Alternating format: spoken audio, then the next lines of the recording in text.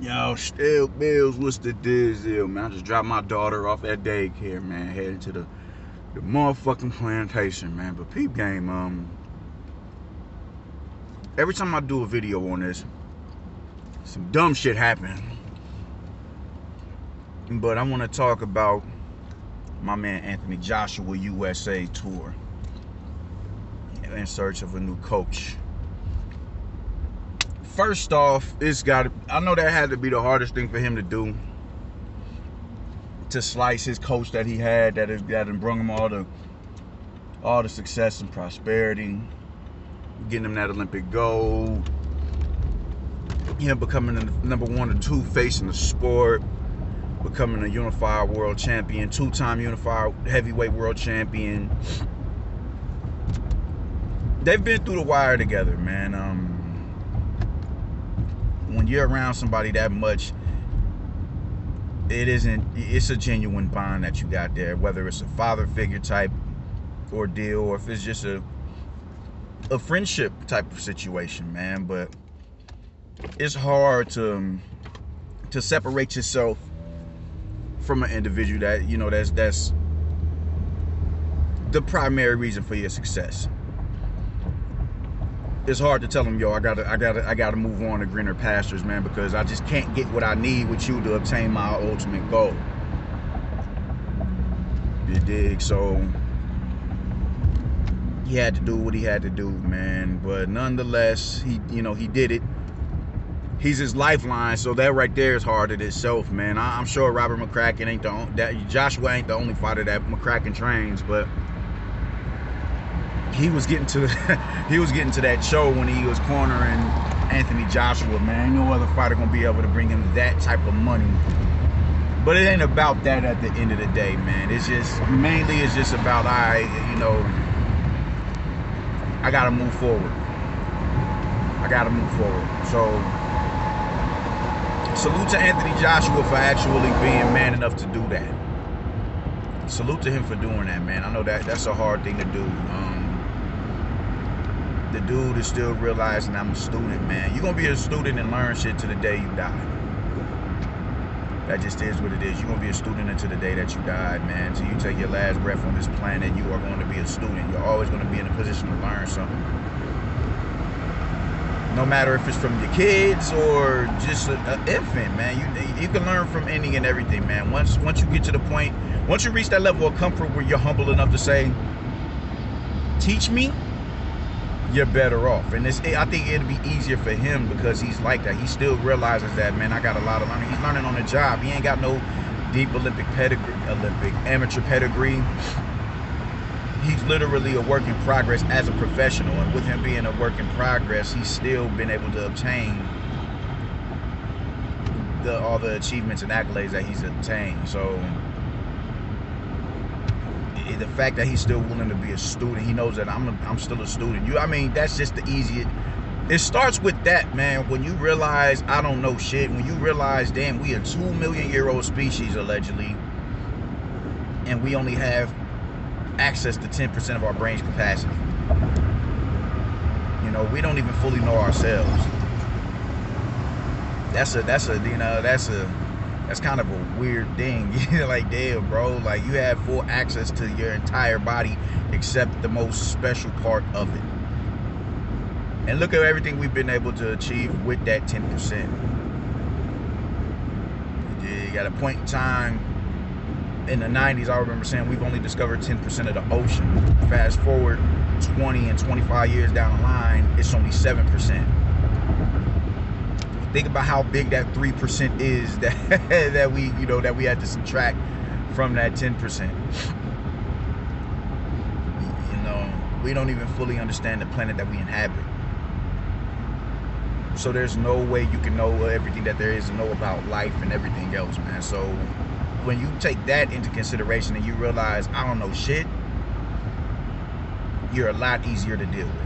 And with Anthony Joshua, he's realizing I'm still a student and I still have learning to do. I still got work to do if I want to get what it is that I'm trying to obtain. That's where it starts. Man. Even, if Joshua was to go out here and get stopped by Usyk, win a few, and land a fight with Tyson Fury, get stopped by Fury, and somehow him and Deontay Wilder end up squaring off, and he gets outlined and chalked by Deontay Wilder, he's still gonna have a fan in me. Because you gotta think, man, think about all of these fighters who are champions, and they think with the little bit of accomplishment that they have, they're entitled to fighting who it is that they want to fight. They think they're entitled to these big pay-per-view fights. You know, Jermall Charlo, he probably won't fight again until January. He still continues to chase Golovkin, and he still continues to chase Canelo, but will not fight Demetrius Andrade. Andrade feels he's entitled to a Canelo clash, but at least with Andrade, he's trying to fight Jermall Charlo. At least he's trying to do that. But it's like, where else are you going? A lot of these cats feel like they're entitled to these bigger pay-per-view bouts because of the little accomplishment that they've been able to achieve in their career. Anthony Joshua is a former unified world champion, a former two-time unified world heavyweight champion, and he's still taking on the best out there. He could have dropped that title. He could have most definitely dropped that title and said, I'm good. I'm tired of paying all these sanctioning fees to get the shit into the stick. I'm good. Usyk can fight somebody else. He can fight for a vacant title. He could have did that, but he didn't. He knew the threat in front of him, and he said, "Fuck it, I'm going. I'm diving in the deep end." I don't see how this man gets the amount of hate and vitriol that he gets. It's really unwarranted. You can be a fan of him and be a fan of Deontay Wilder. So I think he's always gonna have a fan of me for that. Always. I fuck with Joshua. He ain't turning down nothing. He ain't turning down no smoke. So he's up here now trying to get a coach, the proper coach to really instill in him what he needs to be be victorious against Alexander Usyk. And I'm never gonna be a fan of blaming the coach. That's another, I forgot to say that. I'm not a dude who just automatically blames the coach when the fighter loses. But when your coach is telling you you're boxing beautifully and you're clearly on the losing end of the fight, it's time to get rid of that coach. It really is, man. I remember when I started training, I started in my man's basement, and he taught me the basic combinations of what the straights are, what the bent arm punches are, and how to hold mitts and everything. But he doesn't have his coaching license, so it was only so far he could take me. And I really I dove into the sport at that time. When I went to the gym, I went in there kind of thinking that I knew what I was doing. And he's a Floyd fanatic. So I'm coming in there trying to Philly shell, and I'm coming there, getting in and getting out. And my coach is like, "What are you doing? You ain't gonna, I'm 5'8", but I'm 200 plus.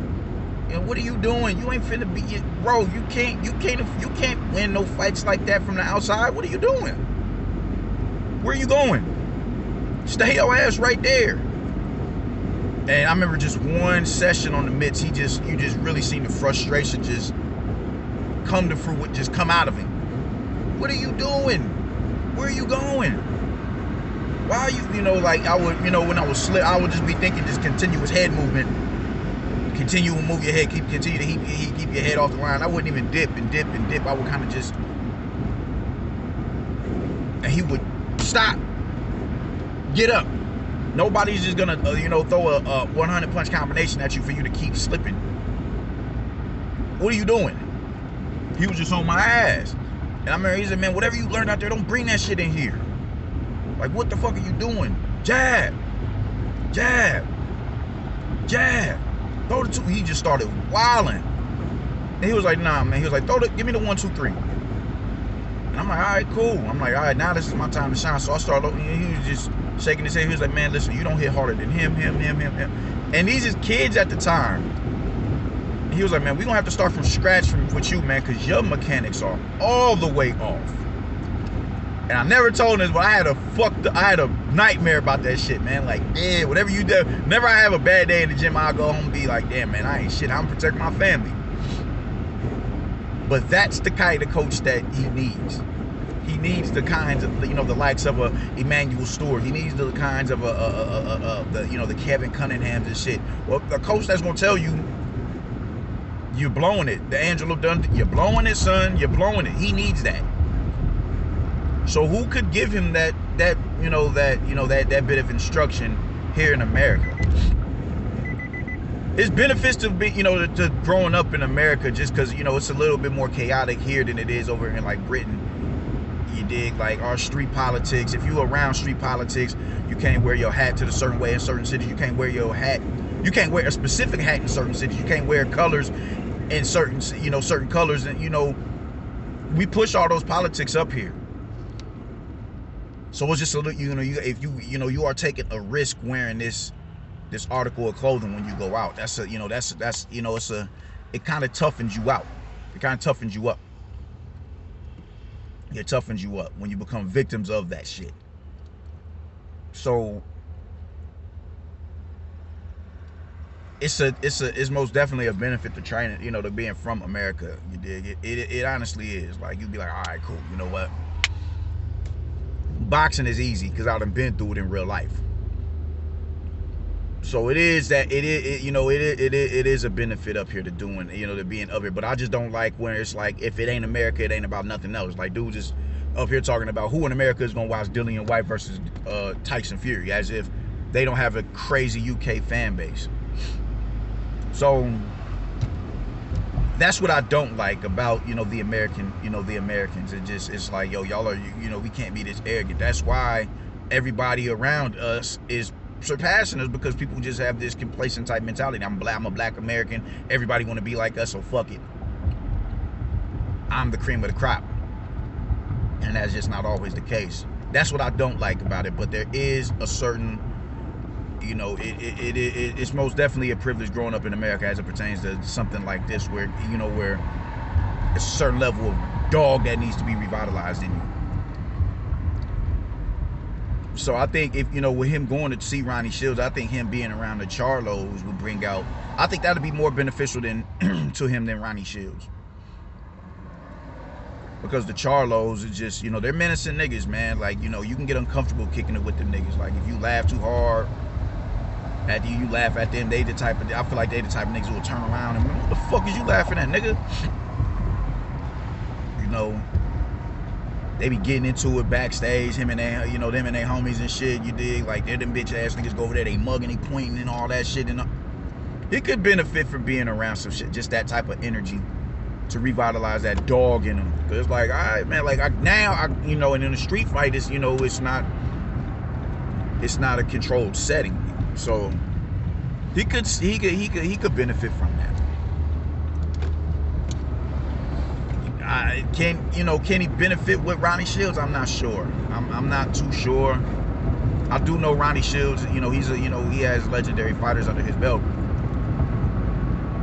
But I don't know. I would say, if I had to say, I would say, a Buddy McGurk or a Freddie Roach. And I say Freddie Roach because Freddie Roach has he's revitalized the left hook to the body in Miguel Cotto, and he really turned Manny Pacquiao's jab and lead right hook into one of the best jabs and right hooks in the division. And I think he's going to need that when it's time to fight Usyk. The Southpaw versus Conventional is the battle of the footwork battle. It's the battle of the footwork, battle of foot positioning, I mean. battle with foot positioning, man. So with that, he could you know, study the whole. Watch how Jorge Linares was able to hinder the angles from Vasily Lomachenko. I talked about it before.